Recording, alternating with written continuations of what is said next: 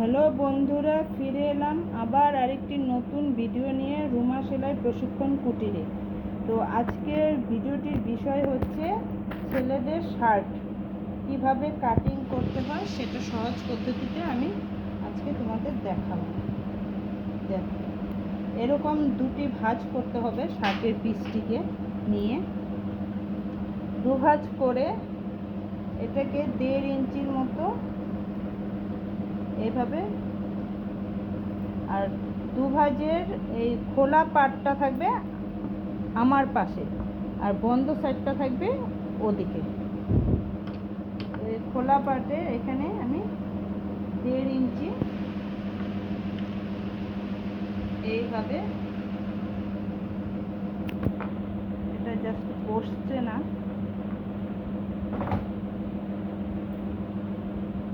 একটু বসানোর জন্য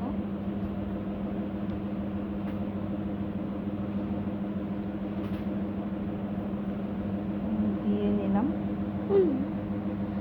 এটা 1.5 ইঞ্চি এখানে এরকম ভাঁজ করে নিতে হবে, কেননা এটা বোতাম পট্টি।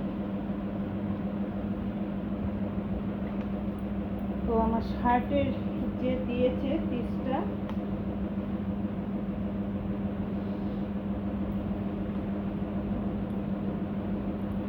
এটার মাপ নিয়ে আমি কাটিং করব। দেখো, এখানে লম্বা আসছে 27 আর বুক আসছে 21।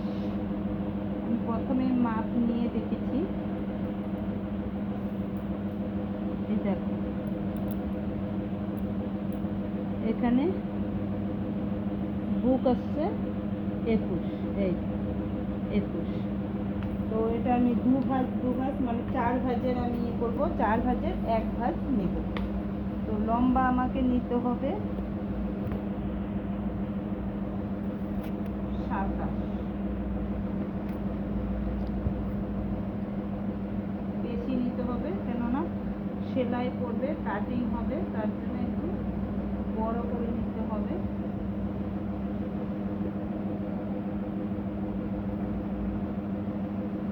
তো আমি 28 নিয়ে নিলাম, 28 না 29 নিয়ে নিলাম। এই দেখো,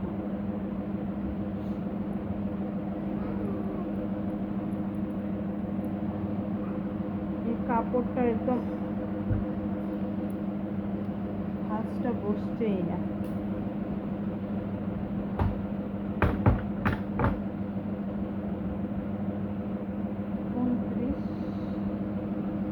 এখানে এই দেখো, এখান থেকে বুকের মাপ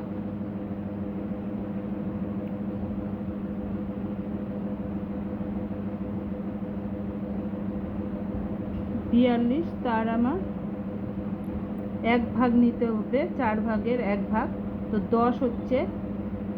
তো একটু বড় নিতে হবে, তার জন্য আমি 12 নিলাম।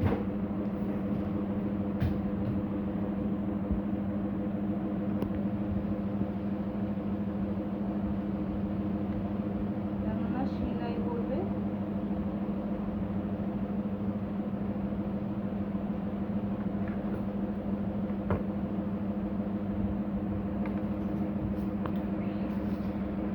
তো এটা আমি লম্বা দাগ দিয়ে দেখো,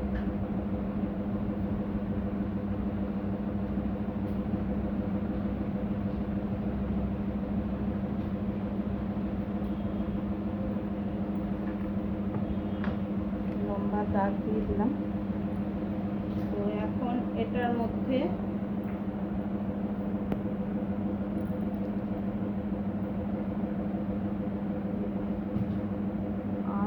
আমফোলার 8,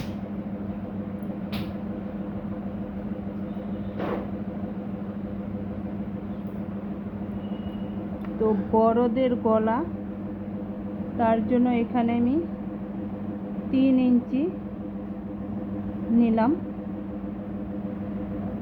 একটু স্বাস্থ্য কম থাকলে 2.5 একটু মিডিয়াম থাকলে পরে 3, আর যাদের একটু বেশি স্বাস্থ্য তাদের 3.5 এমনটা নিলেই হয়ে যাবে।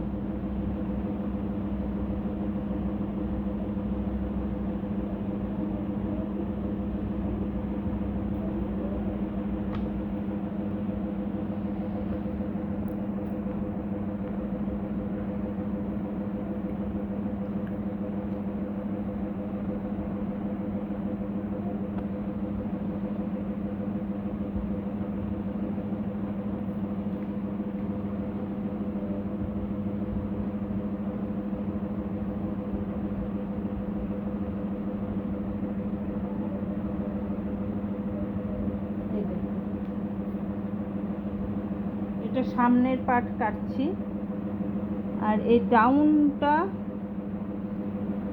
এখানে এভাবে 2 দেব।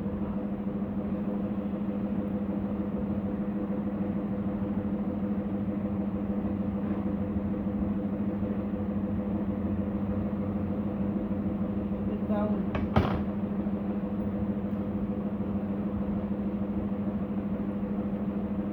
আর এটা আগেই একবারে বেশি কাটবো না, কলার যখন কাটবো সেই হিসাবে কাটলে বেশি ভালো হয়। তার জন্য এখন একটু ডাউন হিসাবে 1 ইঞ্চি করে কেটে দিলাম। পরে যখন কলার কাটবো সেই কলার বসিয়ে তখন গলাটা কাটিং করলে বেশি সুন্দর ফিনিশিং আসে। এখন আমাদের এটা মাপ নেওয়া হয়ে গেল, এখন এটা কাটিং একদম সহজ।